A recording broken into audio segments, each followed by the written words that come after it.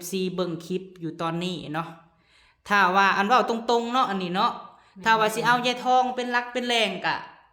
เจ้าบ่กล้าแม่นบ่ปะทองเจ้าบ่กล้าเว้าแม่นบ่หาเราบ่กล้า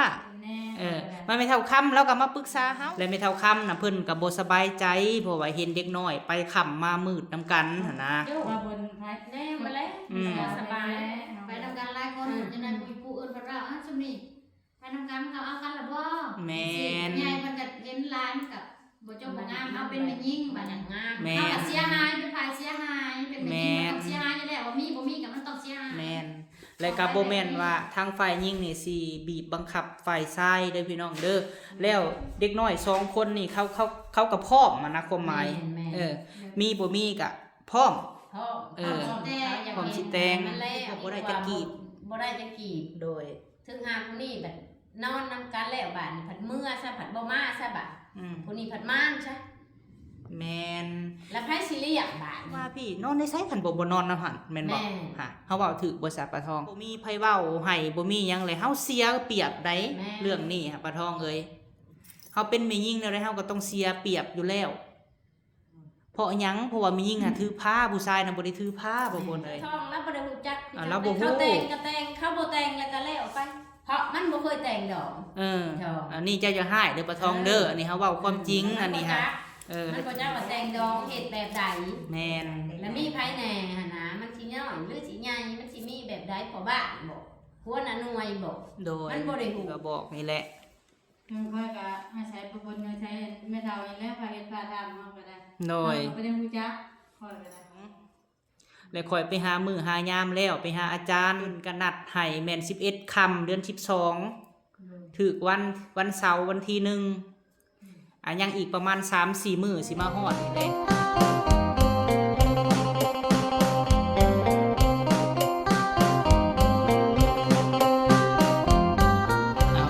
สบายดีพ่อแม่พี่น้อง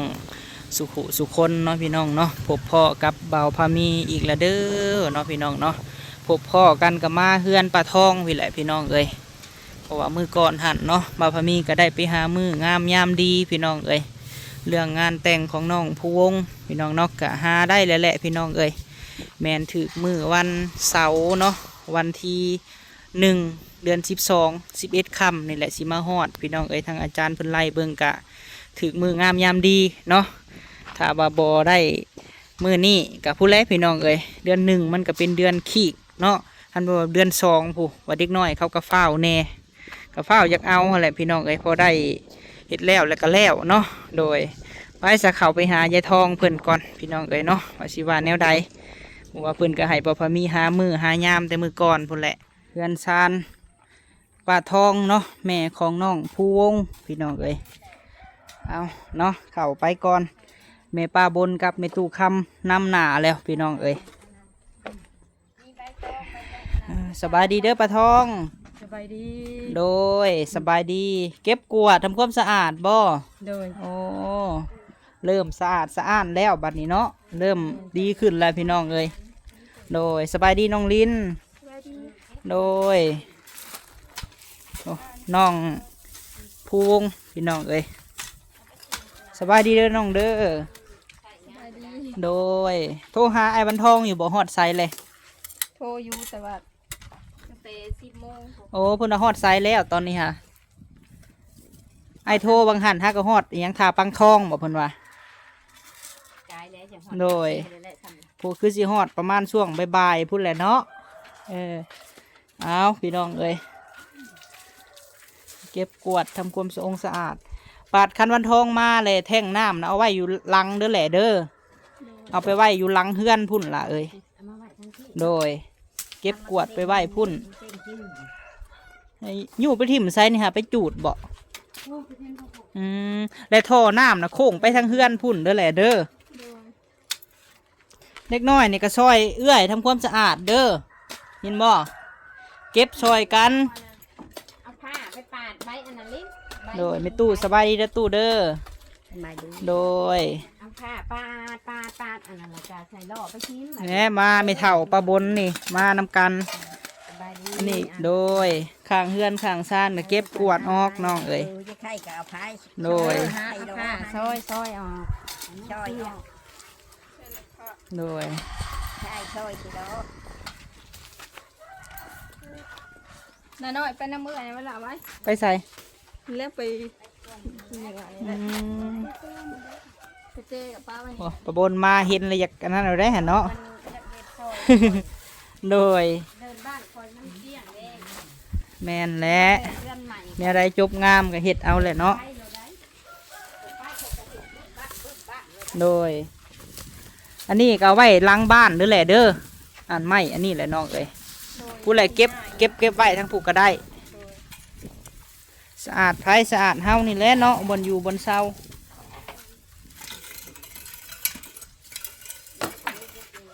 โดยเด็กน้อยกับบ่ลิ้นเปื้อนนะเด็กน้อยเด้อใหญ่แล้วเว้าไผสิลิ้นเปื้อนเอาขี้ดินขี้อันนั้นขึ้นเฮือน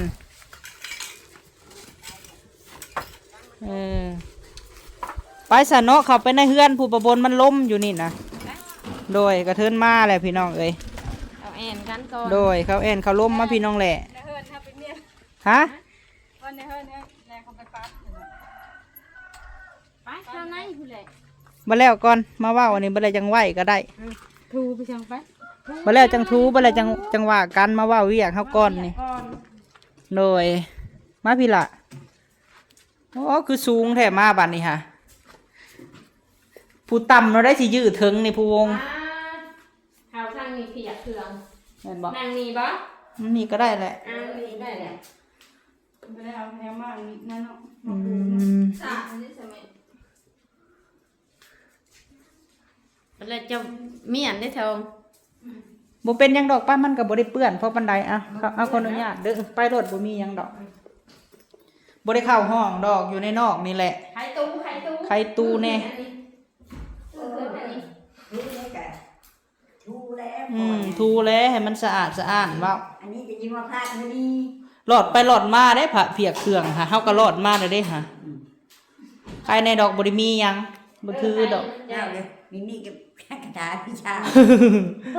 คนธรรมดาคือบ่ออกตัวน่ะหาปลาทองเอาออกโลดให้มันแจ้งจังปางอยู่อัดไว้ตลอดทูเด้อแหละเด้อพื้นเฮือนพื้นชานเด้อหล่ะเด้ออ้าวพี่น้องเอ้ย มาใช้ห้องนี่แหละดูใช้ผู้ พูน อันนี้ห้องแม่บ่ ใครออกในตัวนี้ ห้ หั่น อ ล่ะ งลิ้นได้3ห้อง 3ห้องผู้เฮือน3ห้องผู้มันก็สะอาดผู้ค่อยมาตะกี้อยู่ดอกอันนี้เนาะสายไผ่คือระยงระเยงอยู่ปะทองอันนี้ฮะสายไผ่บ่หรือเพียกเครื่องบ่อันนี้ฮะ สายไพ่เลย ระวังมันสอดได้ แค่ไพ่เด้อนี่เป็นไพ่ ปลดออกในแหล่บ่งามมันน่ะหั่นรอดเข้ารอดออกอยู่เพียกเครื่องฮะโอ้ยน้องเอ้ยกว้างกระแทกมึงในห้องนอนก็ได้ให้ใหญ่กว่าห้องคอยอีกได้นี่ฮะ แม่นั่นแหละ นี่แหละน้อง รักษาเอาแล้วปะทองเอ้ยเฮือนซานกว้างได้ห้องนี่ฮะ มันก็เป็นห้อง3 เมตร 3 เมตรเป็นบ่แหล่หรือว่าจังได 2 เมตรปลาย ผู้ห้องนั่งแหล่กับบักใหญ่พี่น้องเอ้ย ป้าทั้งโลกกระโดดดาว กะโลหางามแต่เขาบ่ได้ถู เอาไปถูมัน ปูไปสั่ง บ่ปูก็ได้ปูก็ได้ มา มา แล้วมาสินั่งนี่เพื่อสิแอนกันเนาะ ปดในถุงค่ะปลาทอง ทำไมนะ ฮะ ทงเจ้าแล้ว ปดก่อน ใช่เป็นยัง ไม่ทำเต็มอยู่บ่อัน บ่มีดอกเงินไม่ใส่ดิ คือเท่านี้อันนี้นะ เอามาแล้วเนาะเห็นอะไรจังหน่อยไพ่ช็อตแล้วไม่เท่าเอ้ยจะจับได้ไพ่ช็อตจะได้ ไม่ได้มีอันนั้นนะ ฮะ แล้วบริษัทบริษัท เพื่อเอาปีนกระบน ไปได้ดอกไป กินกระยาช่างกระยา มาพี่ไอชากับมานำหมดมานำปลาบนพี่น้องเอ้ยหาแล้ว มันเล่นป้าเป็นขับรถ แล้วโลดได้เนาะเขาเป็นขับรถ ขั นะ บรถนี่แต่สิยางขึ้นไปแถวขับอยู่เลย พี่จะยางเนี่ย ยางไม่เห็นไม่ได้ สบายดีเด้อไอชา สบายดี นี่พอได้อาศัยกันได้มาใกล้เคียงเนาะ สบายดี มาน้องแหละ ตอกเล็กกระปูอะไรตอกใส่ บ่ยากดอกวันทองมันเป็นสร้างอยู่ บ่ไปเลยก็เอาขึ้นผูกเอาขึ้นผูก อย่ามันสดแล้วเนาะตายไปสดได้ ได้ บ่ ไหม ล่ะ อย่าดู มาแล้วมาทองมาแล้วจังให้มันเอาขึ้น มัน เอาเชือก เสพอันนั้นนั้นแมงดาซื่อ อันนี้นะ เสียบแมงดา ใต้อันนั้นแมงดามาอันดินมา เพื่อนน่ะงามบ่ทองเอ้ยเนาะผู้ใหญ่เพิ่นเห็นก็เฮ็ดจบงามหั้นแล้วเฮ็ดจังได๋ แม่งกระปัดใหญ่ๆแมงงูแมงนีเด้อแลเด้ออนามัยเด้อแขกคนมามื้ออื่นมาฮื้อเลยอายเพิ่นนะ จบงามหั้นแล้วละ มาซอยกัน ปัดข้างเทิงก่อนไม่จังถูอันนี้ มือนี่เฉพาะ มื้อ11นี่วันที่1นี่ ยังชามมือ จังซี่เนาะ เจ้าบ่ได้รู้จักอีไงบ้านนี่ เยอะค่ะมัน มีคอยเว้ากันอยู่เดียวนี้แล้วจังว่า อันมื้อนี้หั่นสิมาบอกเจ้าเด้อคือว่ามื้อก่อนหันที่เฮาลมกันมื้อวานนี้เนาะแหละเนาะก็เว้ากันว่าให้ข่อยน่ะไปหามื้อหายามเพราะว่ามีเท่าคำก็เว้ากันมีผู้เฒ่าคูณแน่เจ้าแน่มื้อวานนี้แหละว่าเดือน12แล้วข่อยไปหามื้อหายามแล้วไปหาอาจารย์เพิ่นก็นัดให้แม่น11ค่ำเดือน12ถึกวันเสาร์วันที่1ยังอีกประมาณ 3-4 มื้อสิมาฮอดนี่แหละโดยกงกับมื้อ11ค่ำเดือน12แต่ถ้าว่าเพิ่นว่าถ้าบ่ทันอันมื้อ11ค่ำเดือน12นี้วันเสาร์วันที่1นี่ก็มันสิเลื่อนไปเดือน2พุ่นนะความหมายแต่การลักๆก็คืออยู่ที่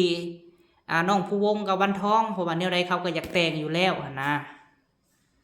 โดยบัดนี้หลายทานบาบนเอ้ยเพิ่นก็เว้าว่าเป็นหยังคือฟ้าวแท้นะอันนี้หันคือแม่เฒ่าคำเพิ่นว่าแลเนาะสิ่งที่ฟ้าวกะว่าง่ายๆก็เด็กน้อยเขาอยู่นํกัน แม่ เ เฮาก็บ่ฮู้ว่าเขาสิมีหยังกัน แม่ เฮาก็พามแหน่ฮอดใจแหน่จักหน่อย โดย มันบ่ฮ้อนก็บ่ได้บางเทื่อกินแล้วแซวนี้คือหนุกกระเต็นนี่เห็นได้ไหน โดย นี่ อันนี้นั่น เฮาก็ ความที่ว่าเป็นห่วงเนาะความที่ว่าเอาเว้าสมมุติคือเฮานี่เนาะเฮานี่น่ะคันสิเว้าก็เป็นผู้ใหญ่ฝ่ายนางแลเนาะคันสิเว้าก็ได้ แล้วพี่น้องเอ้ยที่ว่าป้าลุง FC เบิ่งคลิปอยู่ตอนนี้เนาะถ้าว่าอันเว้าตรงๆเนาะอันนี้เนาะถ้าว่าสิเอายายทองเป็นรักเป็นแรงกะเจ้าบ่กล้าแม่นบ่ป้าทอง เจ้าบ่กล้าเว้าแมันบ่เราบ่กล้าแล้วป้าทองนี่อันให้ไม่เท่าค่ำนี่เว้านะความหมายหั่นนะ เพราะก็ว่าบ่เป็นแน่ มันไม่เท่าค่ำแล้วก็มาปรึกษาเฮานะป้าบนป้าเจ้านี่ก็ปรึกษาก็ไม่เท่าค่ำความหมายหั่นต่างคนต่างปรึกษากัน เพราะก็ให้ใช้อันผู้ชายคนนี้ได้ไม่ทำแน่ แล้วไม่เท่าค่ำนะเพิ่นก็บ่สบายใจเพราะว่าเห็นเด็กน้อยไปค่ำมามืดนํกันหั่นนะ ว่าบนไทย แน่มาแล้วสบาย ไปทำการหลายคนจังนั้นผู้อื่นเพิ่นว่าซุมนี้ไปทำการเขาเอากันล่ะบ่ แม่น ใหญ่เพิ่นก็เห็นหลายมันก็บ่จบบ่งามเอาเป็นแม่ยิงบัดนั้น งาม แม่ เอา น ก็เสียหายเป็นฝ่ายเสียหายเป็นแม่ยิงมันต้องเสียหายอยู่แล้วว่ามีบ่มีก็มันต้องเสียหาย แม่นและก็บ่แม่นว่าทางฝ่ายหญิงนี่สิบีบบังคับฝ่ายชายเด้อพี่น้องเด้อแล้วเด็กน้อย2คนนี่เขาก็พร้อมนะความหมายมีบ่มีก็พร้อม พ่อ ของสิแต่ง มันแล้ว คือง่ายๆถ้าว่าแล้วเอ้าเจ้าสินอนนํกันหรือว่าเจ้าสิไปหั่นไปนี่นํกันมันก็ได้เนาะแหละเนาะ ใช่แม่เขาอยากไปคำมามืดกันแล้วแต่เขาพวกเมียเขา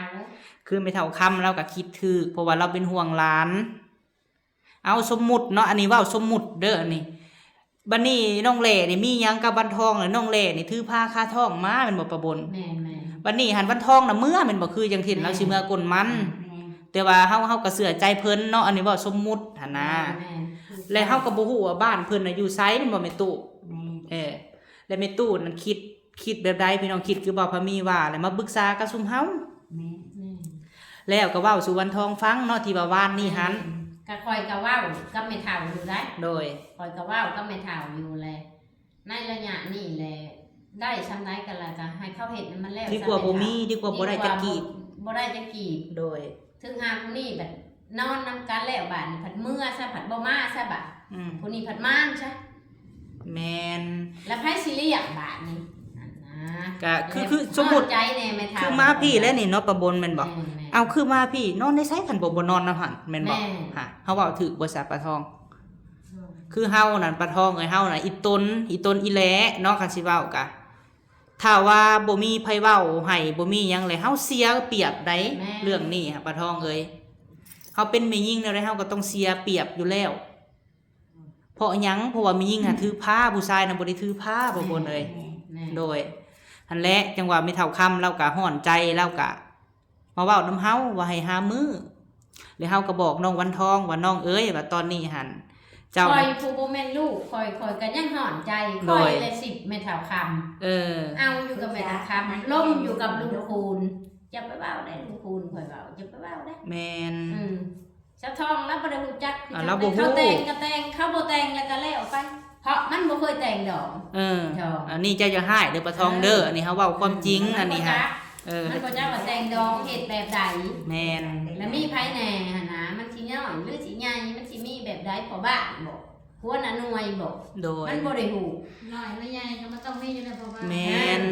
เอาจักสิน้อยหรือใหญ่ก็ต้องได้ถึง เฮายังให้น้องอะได้หน้าได้ตาเพราะว่านับถือเฮาก็นับถือคือน้องปะบนก็นับถือคือหลานแท้ๆ แม่น บ่แม่นว่าชุมเฮานี่มานี่เงินค่าดองนี่แบ่งให้ซุมนี่ได้นั่นนั่นนี่ฮะบ่ปะทองเอ้ยเฮาจึงให้นางแหล่ได้มีหน้ามีตาเนาะมีเท่าคำเนาะคันว่า ได้กับลูกหลานบ่ได้ ได้กับเขาคนละได้เออ เราบ่ได้นำเขาเราได้แต่ว่าให้เขา แม่น ให้เขาเป็นผู้เป็นคน เจ้าบ่ได้ให้บ่อีหละนำบ่าวเว้าจังซี่นะเออก็ยังให้เจ้าน่ะได้ เขาเป็นเฮือนเป็นชาติให้เที่ยวได้เป็นคน สมมุติเนาะคืออ้ายบันทองนี่เฮาแต่งงานแล้วนี่ข่อยข่อยสิพาเจ้านี่ไปก้นมันได้แม่นบ่อยู่บ้านข่อยเนาะ แม่ เจ้าก็เมื่อน้องเอ้ยเนี่ยเฮาแต่งกันเลยเด้ อืม เอาบัดนี้สมมุติว่าอยู่บ่ทันแต่งนี่เนาะเอาสมมุติว่าเจ้าอุ้มท้องมันบอกเราเมื่อปะเจ้าเลยเจ้าก็บ่ฮู้ทางนำได้บัดนี้ แม่ ค่ะแล้วน้องทงมาเลยแล้วโทรหาน้องชายมาพี่มาทางน้องแหล่พี่ล่ะอันโทรหาเพิ่นพี่น้องเอ้ยน้องชายทง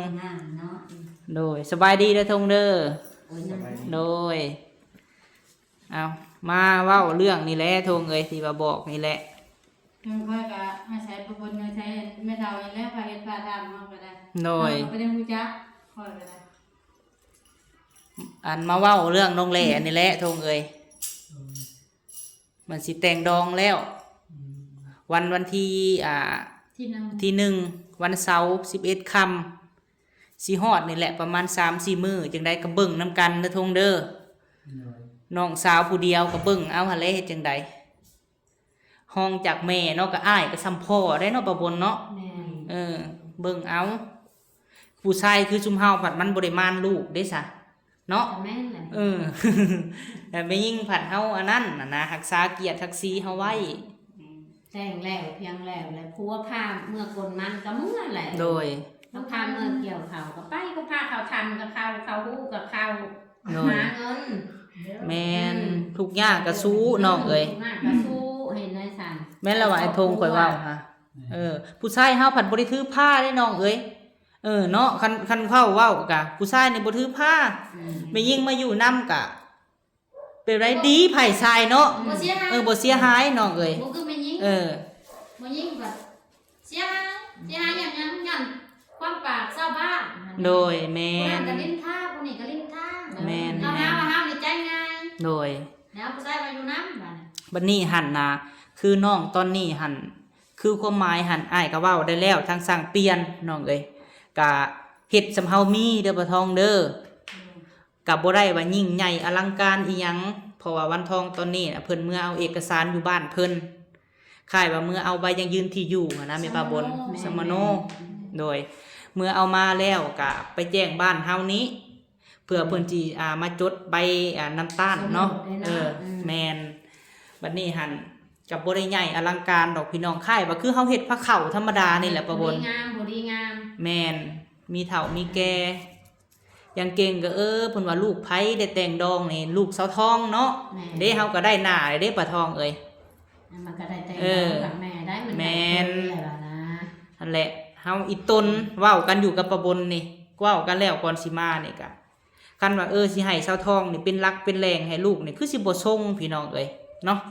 อันนี้เว้าตรงๆเพราะว่าเราบ่ฮู้เนาะ บ่ฮู้แหละบ่จักมันว่าใครเป็นนายบ้าน แม่น ใครเป็นหัวหน้าหน่วย มีแต่ว่าเฮานั่นเว้าไว้แล้วคือในบ้านก็ได้ เอากล้องคือเป็นอันนี้บัดนี้ว่าไว้แล้วเนาะคือทางในบ้านกะค่าอันไปจดทะเบียนสมรสนั่นหรือว่าใบน้ำตาลน่ะกะล้านหาเพิ่นเว้าหั่นนะมีแต่ว่าหมอสูตรหมอพราหมณ์ก็หาแล้วเพราะว่าไม่เฒ่าให้หาเด้ค่ะ ก็หา คือในอยู่แนวกินวันทองมันกับบริยากดอกเพิ่นก็ว่าอ้ายเอ้ยว่าเฮานั่นฝากฟังให้เจ้าเบิ่งตัวในอยู่แนวกินแล้วเฮาสิเอาเงินให้จำนวนอันมันนั่นไปเอาเงินก้นมันเด้อล่ะเด้อผู้บ่าวเจ้าน่ะไปเอาเงินก้นมันน่ะ10 ล้านแล้วมาปรุงค่าดองแล้วมันเว้าว่าสิหาอีก10 ล้านหั่นน่ะมาซื้อบนอยู่บนนอนแล้วก็แบ่งซื้อแนวกินมันเว้าหั่นนะ พอแล้ว โดยอันนี้หั่นคือความหมายนะวันทองมันก็กระตือรือร้นได้มันอยากได้หั่นนะกระบุญเจ้าได้แหละเอ้ย ก็อยากได้ เออ เนาะ อยากได้บุญแล้วแหละเอ้ยที่ว่าฮู้จักกับวันทองนี่ฮะถึงว่าสิฮู้จักกันเวลาสั่นๆแต่ว่าเราก็จริงใจ หักจริงวางแสง แม่นหักแลกครบอีต้นมื้อนี้ก็จน เงินดำ10 ล้านเล่าก็อยากแต่ง ปีหนึ่งหาเงิน10 ล้านน่ะโฮมเงินขายมันน่ะมันก็ยังอยากแต่งแหละ แม่น ดีแหละสำนักแหละ แต่ว่าเรื่องคำมัน2 สลึงหันก็เว้ากันแล้วก็ไม่เท่าคำนี่ฮะมันเว้าว่าถ้าว่ามีบัตรเดียวแล้วมันบ่มีอัน2 สลึงหั่นน่ะ10 ล้านมันก็15,000แม่นบ่คือค่าดองนี่ก็15,000เลย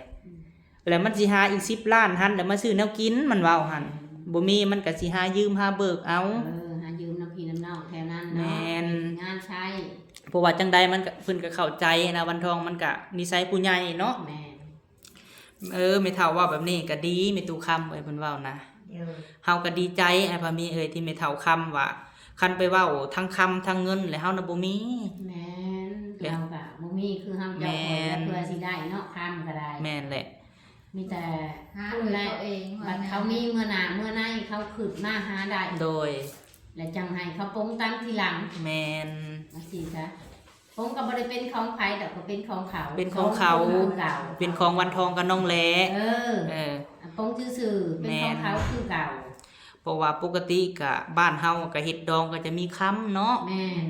แต่ที่ว่าเพราะว่าเพิ่นก็จะเอาเงินตัว10 ล้านนั่นแหละญาติซื้อหมูแต่ก็บ่ได้หมายความว่าเป็นโตดอกเฮามาซื้อเพราะมาเฮ็ดฮีดนะความหมายจ้ำเนาะป้าบน แม่นๆชื่อเอาหัวมันหางมันตีนมันหูมันตับ แม่ มัน น เอา แล้วก็จบให้มันครบ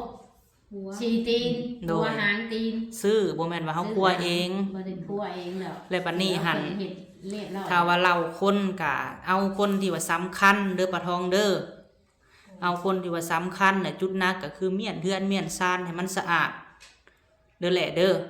ปัดกวาดทูหรือว่า เอาทางเทิงหันก่อนแล้วจะถูทางนี้ โดย ดูแลเด้อต้องอนามัย ทงก็มีแต่มาซอยน้องเด้อทงเด้อ คันบ่มีถ้อยอัน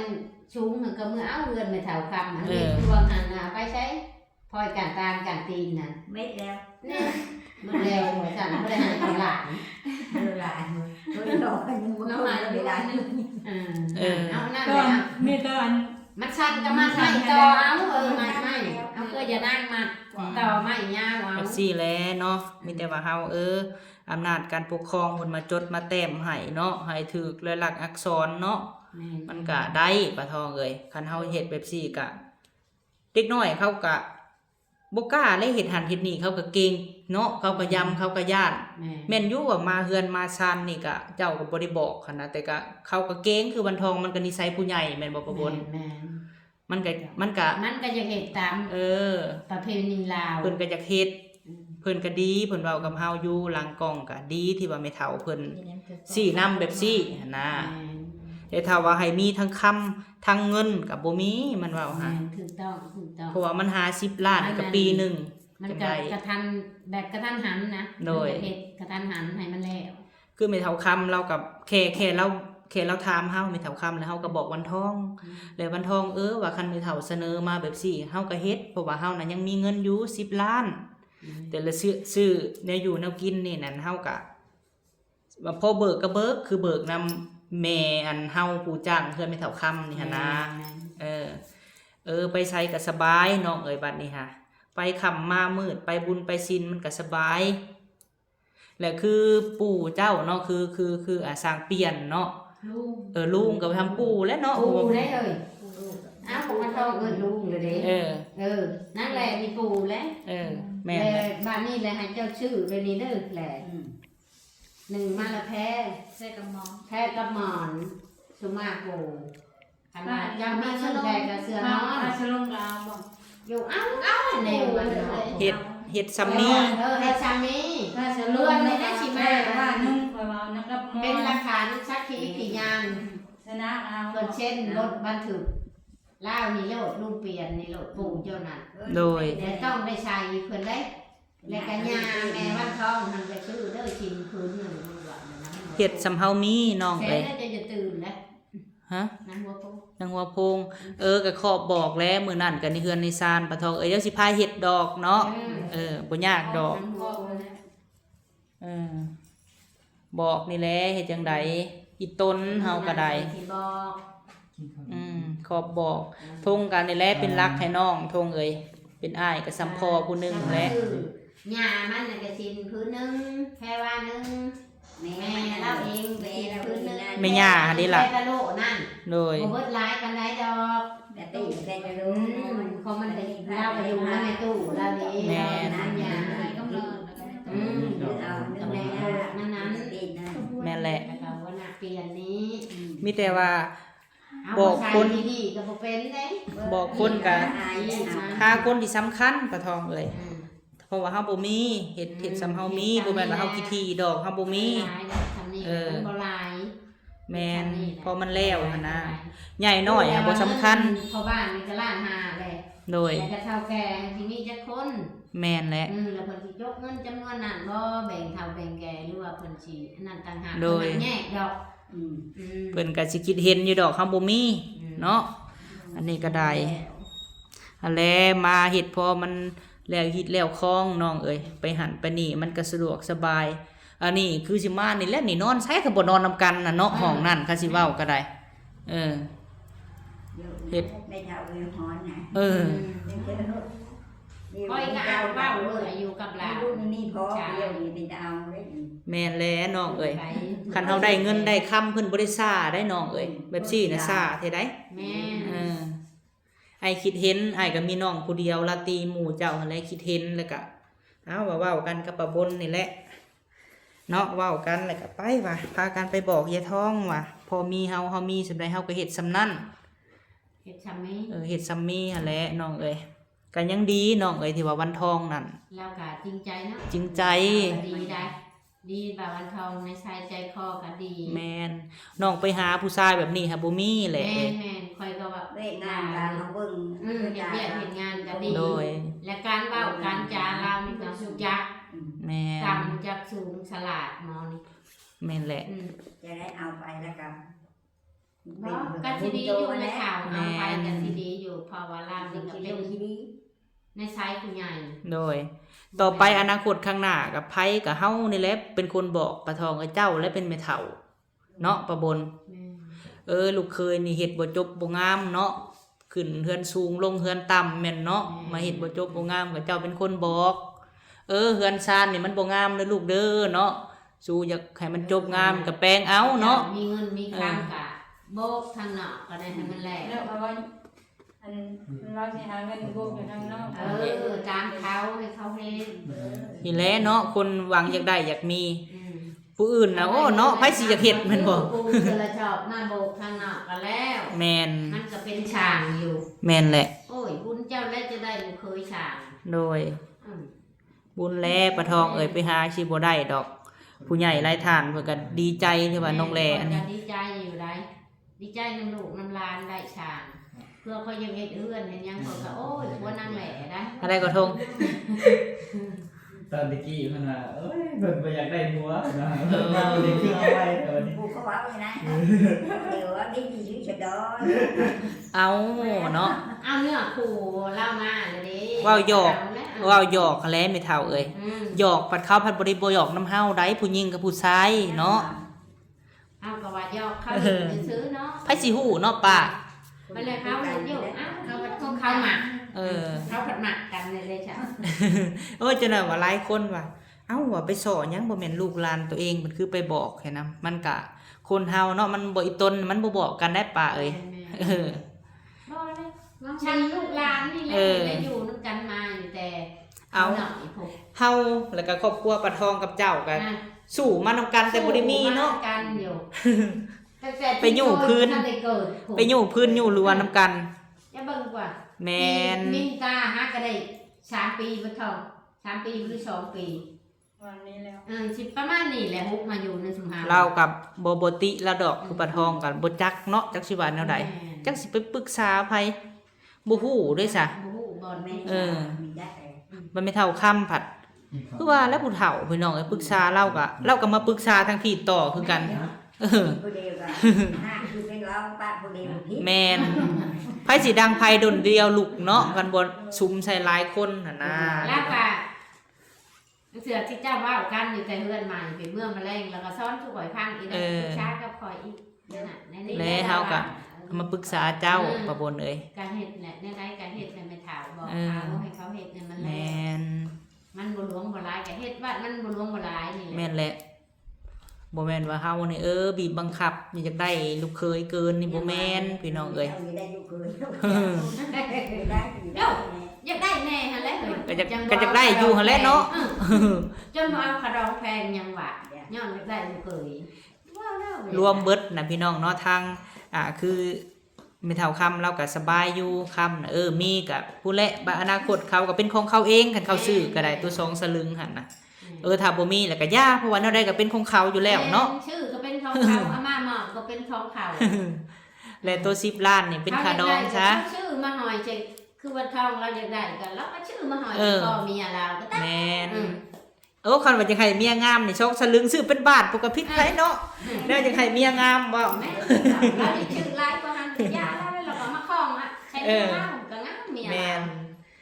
และยังว่าเว้ากันตกแตกมันก็บ่ได้ยากดอก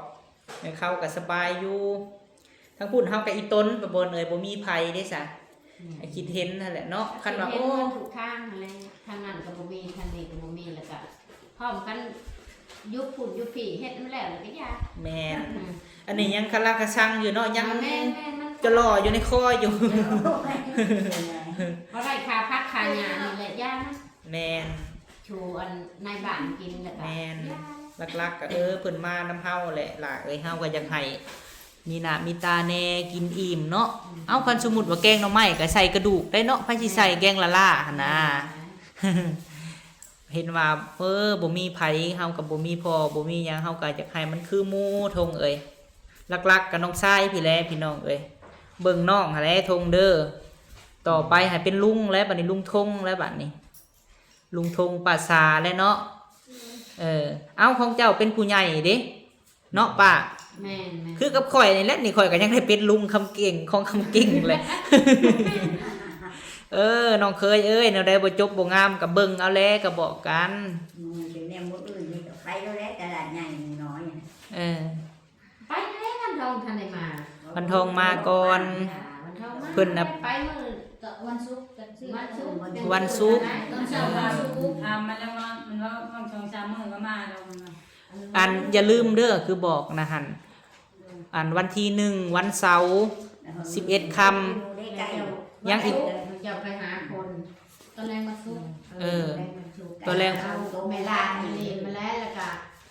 อันนั้นนี่มีเท่าท้องฟ้านี่ แม่นอีหล่า แล้วก็ ทางแม่รัดเพิ่นผู้เพิ่นเคยซอยเจ้ามาเพิ่นว่าอย่าลืมบอกสาวแสงเด้อสาวแสงแล้วก็สาวมีนาแล้วก็เบาจำม่ำที่เฮาเคยซอยกันน้องเอ้ยที่ว่าเฮาเพิ่นเคยซอยเฮา เฮ็ดเราได้อยู่บ่ชาวแสงน่ะ โดย ชาวมีนาน่ะ ได้อยู่บ่ล่ะ เวลาเพิ่นติดต่อได้ โอ้ ติดต่อบ่ได้แล้ว โทรหาเพิ่นเอ้ยเฮานั่นเราเจ้าเฮาน่ะสิเฮ็ดผูกแขนน้อย ไปเรือนเราก็ไปโลด ไปโลดน้องเอ้ย จ้างอยู่ฮะ เอาเต็นบ่ บ่แล้วตอนนี้ นี่ก็ได้แล้วบ่ทอง ได้แล้วมันก็ชั่ว มันเบิดหลายเต็นก็ได้มีแต่ว่าถามบันทองหันเฮาสิถามน้องมันดอกก็อีต้นมันอันนี้ก็ยังบ่ได้ฮอดบ้านซัมบ่จักเฮาก็ได้ อย่างยัง เพิ่นก็บาปกระเบาะเนาะอยากได้เราก็โอ้ยดีแล้วอ้ายเอ้ยว่าเทว่าไม่เฒ่าเว้าเดี๋ยวนี้เราก็ว่าดี แล้วก็มีแต่นี่แหละเวลานี่แหละแล้วก็ เมียลุงทองช้าแล้วก็เพื่อนชาแม่เฒ่าแอ่นั้น อะไรอย่างนั้นได้ยกมือนั้น ยกเอาคันโอ้คันเว้าเรื่องเฮาลึงมันก็หลายแล้วเนาะคันสิเว้ากะ ยกเอา เฮากะเฮ็ดให้มันจบงาม เออเอาไปดาวย่างให้ ไปซั่นแหละไปซั่นแหละผู้เฮาลึงเคยแถวเฮา ดีป้าล่าไม่ชัก คือคนคุมเฮานี้ก็หาผู้ฮู้จักหั่นแหละอย่าลืมแม่ตะลุงม่วนเด้อนี่แหละ ลุงมวน เราเป็นแนวโฮมบ่ได้ลุงม่วน ในโฮมได้ทั้งผัวทั้งเมียได้ลาวน่ะเด้อ มาเป็นเฒ่าเป็นแก่ ก็มีพาน มือจะเพิ่นทางแน่ได้ทอง ผ่านใบสีอะไรเฮาเฮ็ดน้อยๆเอา บ่แม่นสิไปเอิ้นเอาว่าลุงมวนจะไปเพิ่นคนไหนเจ้า ถือแพถือแพ จะลงมือใส่เพิ่นแบบนี้ชิดนี่รู้ได้ บอกเขาบอกนั่นแหละจะนำโอ้ เพิ่ ย น ว่า ว่าเราเจ้าได้อันลุงเอ้ยให้เจ้าหันไป เป็นเฒ่าเป็นแก่ ไปเป็นเฒ่าเป็นแก่นางนาพากลางให้ลูกให้หลานจะเว้าแบบสิได้เด้อ วันเสาร์ วันเช้านี่สิเฮ็ดผู้แลสิแลเอาผัวว่าสิ และสมมุติคือจะไปเล่าแบบผู้ลึงกันทั้งคุณที่ว่าลึงกันก็มีหยังก็ไปเบิ่งนํกันวันศุกร์คั่นแหละคือเฮาเกียมหยังก็สิเตรียมแต่วันศุกร์เพราะว่าวันเสาร์แหละเฮาอันเฮ็ดผูกแขนเด้มีหยังก็กินนํกันแกงหน่อไม้ก็ได้ ไปชื่อเอาไก่ขวด ไก่ควันหา ก็เขาปูไก่ปูเอามาต้ม เลือดในแดงในต้น สบาย แม่นส่วนอะหมอ อันชื่อไก่ชื่อตัวแม่ตัวปูแล้วประมาณนี้ตัวปูหมดแล้วเด้อ ตัวแม่ตัวผู้ เดี๋ยววันทองมาให้จังเว้าน้องเอ้ยตัวนี้หั่นและหมอพรน่ะไปหาแล้ว นี่เด้ชื่อเอาน้ำลาวนี่ เนาะ ไก่ลาวผู้นี้ผู้นี้เฮ็ดไก่ขวัญหลง โดย น้องโตบ่ไม่ถามน้องโตเลยไก่ลาวผู้นี้เฮ็ดไก่ขวัญ เจ้าตัวพอดีเลย ผู้นี้ไก่ขวัญ ไปหาน้ำไม่เท่านั่นเลยใช่ ไม่ชื่อเอาน้ำลาวชื่อเอาได้ล่ะ ชื่อเอาเลยไปยาวละ แม่นหั่นแหละมีแต่ว่าบอกกันเพื่อนก็ให้มันสะอาดสะอ้างเด้อน้องเด้อ ทายผู้แค้นก็ชื่อเอาในนึงก็พอ โดย ชื่อเอาเลย ในชำนี้ แม่น พอ แหละ แล้วเกิน1 10กว่าพันดอกใน อ้ายก็บอกสร้างเปลี่ยนแล้วทางพูนเพิ่นก็รับรู้แล้ว มีแต่ว่าเฮามีเท่าไรก็พอได้ชุมมัดชุมมาแหละถึงว่าเจ้าบ่ได้มีปู่กับสร้างเปลี่ยนก็ซ้ำปู่หั่นแหละ แม่ปูอยู่แล้ววันทองเอิ้นลูกมาเลยนะ แม่น เอิ้นปู อย่างเก่งอย่างบ่มีแท้ๆก็หมอนหน่วยหนึงเนาะก็เพราะมันเป็นฮีตหั่นนะน้องเอ้ยก็คิดอยู่ มีแต่แท้ก็เอาแพ้แค่กระหมอน โดย แล้วก็หญ้ากับชินกับแพ้ แม่นแหละ หญ้าสองหญ้าชินกับแพ้ชินแพ้ก็ได้เพราะเป็นนี่ ช่วยอยู่ดอกตัวเยอะเต้น แพ้กะโลนก็ซื้อเอาชินหาพันแต่ว่า แม่น ไม่ได้บ่ได้เลยมันเช้านี่แหละ เจ้า เนาะ มาเด้อบ อลกับผู้นั้นมาซอยผู้นี้มาซอยบัดเพิ่นมาเพิ่นก็หักมาซอยดอกเนาะเฮาแต่งดองเด้ เดินมันคือนั่งเต้นให้ บ่ซื้อก็ได้ดอกหมอนนั่นพอจะสิซอยอยู่หน่วยนึง แค่นั้นเด้อ แพ้แล้วบ่มี ชาติบอกว่า จ้าบ่มี ศาสตร์ในเฮือนนี่เบิดพื้นเดียวนี่บ่ปะทอง แบบ สอง และชื่อเรือว่าท้องมาชูนั่นบอกถ้ามีบอกก็ได้ มอน มีมา ชาติ มี ตะ ชา บน ว่าจะชงน้อยเอินทอง มาสู่เมีย ผ้ากระชองแนวชองมันไม่นานนี้เอาอันนี้อยู่ และ เนี่ย ชัดชาว่าบ้านเฮานี่จะมีผ้าขาวนะ ถ้า ผ้า เขา ขาว ไม่เห็น ติด นะ ขาว มาเฮ็ดอยู่พี่มาหับเอาก็คนเฮานี่แหละเนี่ยเขาบ่มีไผ มันก็เนาะมันก็อยู่ไกลมันก็มาเฮ็ดอันที่ผ้าขาวเคย เลยกาสมมุติว่าเจ้าอยากไปเหยียบเพื่อนย่านี่ก็ถามประบนผู้เพิ่นเคยมีประสบการณ์ก่อนน้องเอ้ย เครื่องคือเรื่องยาก็จะมีเป็นยันชนะแล้วก็ชาติ เจ้ามอนเครื่องเพื่อนยาก็ท่านเจ้าจะขึ้นอยู่พี่แล้วก็เจ้าก็ชื่อมานั่นแหละมาชมาดองมันนี่แล้วแหละ ทางไทยใช่กันกินน้ำกันนี่เลย กันมาแล้วกันนี่ กินน้ำกัน แล้วนี่แหละเมื่อพูด กระทามดองเปลี่ยน ซื้ ได้ อ มา หุ้น ขึ้นเรือนแล้วมีหยังเจ้ากระทามโดดพันนี่มันเลยเฮาก็แท้ บ่ยากดอกน้องเอ้ยตัวนี้ก็ บัดเมื่อแล้วมันจะสบายขึ้นโดดเรือนเขา แม่น มีแต่ว่าบอกทั้งหน้าก่อนมื้อสิเมื่อก็บอกก่อน เวลาตีเด้ไปเวลาตีไปขึ้นเรือนเด้ไปขึ้นเรือนบอกเอง แล้วติมากับผัว2คนขี่รถเมื่อโลดขึ้นเฮือนย่า เมื่ออะไรเฮากันมีเครื่องขึ้นเรือนทำให้เฮาคือ เขา เฮา ก็หาไว้อย่างนี้อันนี้เฮามันเถื่อกันเฮาแบ่งไว้เฮาขึ้นแล้วบาดสิแล้วเมื่อแล้วครับ เขาหูแล้วเขาก็แต่งท่า แม่น แดง แม่น ซ่าปลาขาวก็ขึ้นไปบนแล้วก็จ้ำกินข้าวแล้วก็แล้ว เอาแค่ไม่ได้เร็วดึงเงินยาง เอาไปจ้ะ อ้าวว่า ก็ว่าอยู่ว่าชาติก็พร ชิ้นว่า เละเนาะก็ว่าบ่เคยเลยจังบ่จักกันนี่ ขึ้นไปกับอุ้มชาติก็พรก็ขึ้นเรือนเนี่ยบ่ได้บ่ขึ้นเรือนคนทำ ถา แป้ มอันนี้ถามเด้อ ขึ้นไปหอดกันนางคนกันย่อพระเขามาแล้วก็กินข้าว ถามตรงนั้นพูนมาถามให้พามีนี่เอาทำบ้านเขา แล้วก็พอจะมาขึ้นเรือนแล้วพระเท้ามันจะคือบ้านเฮาบ่นะบางคนละบ้านเขาละเมืองนะบ้านเฮาคือมันก็นั่นแหละมันก็เท่านั้นแหละ แล้วบ่มีหยัง โดย มีแต่ชาติก็พรนั่นแหละก็เรือนกัน โอ้ยเนาะบางเทื่อโอ้ฮีดเพิ่นโอ้ยบ่มีหยังดอกก็สิเห็นบ่มีดอกไม้ที่ซื้อก็แฮงดีเนาะบ่บนแฮงสบายแล้วก็สิ บางบ้านก็หาบน้ำนะ เอาบ้านบางกลมหับน้ำบ้านบางกลม หาบน้ำนี่คือพ่อหาบน้ำนี่ โบตีนพ่อ ค่อยเมื่อบ้านนะ พดคือกันมื้อนี้ก็ได้ ไปดู โอ้โห ว่า คื เขา อ ไป กัน นั่ง เพิ่นก็ฮดกระแตง เมื่อน่ะเราให้นั่งถ่ายอยู่ในเตียงเขาก็หาผูกลงมาหายโลก อืม เขาก็หายไปตักหน้าอยู่อัน อ้าวมีแต่ว่า ย่อมาแล้วก็ห้องตีนแล้วก็ว่า จังสั้นเนาะสกรรมมื้อนี้ก็มื้อ11ค่ำเด้อน้องเด้อ11ค่ำถึกมื้อวันเสาร์โดยเดือน12นี่แหละยังบ่อีกกี่มื้อดอกมื้อนี้ก็วันที่หยังแหละมื้อนี้ค่ะ28ได้นี่29 30 31ที่1นี่มื้อตัวที่4นี่แม่นโลดน้องเอ้ยมีแต่อ้ายก็สิเบิ่งน้ำดอกมีหยังก็ได้เบิ่งน้ำกันเนาะมีหลักๆก็ผ้าห่มผ้าห้องมันบ่จบบ่งามมุมใดแจใดสายไผระยงระเยงก็ให้ทงเป็นคนเมียนมัดใส่กระสอบไว้ห้องน้ำห้องในโอ้เฒ่าแก่มามื้อนั้นญาติเพิ่นเข้าห้องน้ำห้องในมันก็บ่จบบ่งามน้องเอ้ยแล้วมาบอกแบบซี่แล้วมื้อนี้ก็ได้คือสิเข้าใจแล้วนี่เนาะ มีน้ำก็เฮอแดงมีแห้งเฮอจี้เฮอเผา บ่จบบ่งามบ่จบบ่งามก็ให้แต้มหั่นแหละเนาะไม่เท่าว่า ค้างหัวจิงไข่จิงขอบมันปลายใบมันเอาเรื่องทงเด้อมันได้ขนาดซอยเนาะ ทำเป็นผู้จัก ก็ถ่ายคลิปก็เว้าโลดเด้อทงเด้อคืออ้ายบอกหั่นเด้อเว้าโลดมื้อวันเสาร์นี่แหละนี่อันดองน้องแลวันเสาร์นี่แหละกงกับมื้อ11ค่ำวันเสาร์วันที่1ก็บอก FC เพิ่นโลดเด้อล่ะเด้อเอาประมาณนี้เลยซั่นเนาะไปซะกลับได้บัดนี้ฮะ โดยสบายดีเด้อโดยไปกลับพี่น้องเอ้ยบัดนี้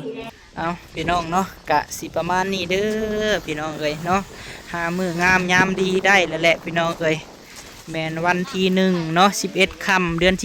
12กงกับวันเสาร์4ฮอดนี่แหละพี่น้องเอ้ยเนาะเอาจังไดกะถ้าว่าพ่อๆแม่ๆทุกท่านเนาะอยากซอยดองเพิ่นพี่น้องเอ้ยผูกแขนหรือว่าอีหยังต่างๆกะได้เด้อพี่น้องเด้อเนาะว่าพามีกะสิเป็นสะพานบุญให้เนาะก็มาเบิ่งนี่แหละพี่น้องเอ้ยถ้าใครเบิ่งคลิปก็เบิ่งคลิปให้จบแล้วก็จังคอมเมนต์เนาะพี่น้องเนาะบ่แม่นว่าเฮานี่บีบเพิ่นได้เนาะก็คือต่างคนก็ต่างอยากได้พี่น้องเอ้ยทางวันทองก็อยากได้หั่นนะทางพี่ก็อยากเฮ็ดให้มันถูกต้องเนาะไม่เท่าคำก็เอาเพื่อสบายใจทางนั้นทางนี้พี่น้องเอ้ยเพื่อสิหาเงินหาคำต่อไปกะและเรื่องคำเรื่องหยังกับคันว่าบ่มีกะมีเท่าคำเหมือนกับสบายอยู่พี่น้องเอ้ยบ่เป็นหยังเนาะก็คิดเห็นทางนั้นกับบ่มีทางนี้กับบ่มีพี่น้องเอ้ยเนาะไปซะสำหรับคลิปนี้นั่นแหละแจ้งข่าวพี่น้องเอ้ยไปหาอาจารย์มาเลยแหละเนาะก็เลยว่ามาแจ้งข่าวเพิ่นบ่พอมีก็ยังสิเบิ่งน้ำเพิ่นอยู่ดอกเนาะไปก่อนพบพ่อคลิปหน้าได้พี่น้องเด้อเนาะสำหรับมื้อนี้สบายดี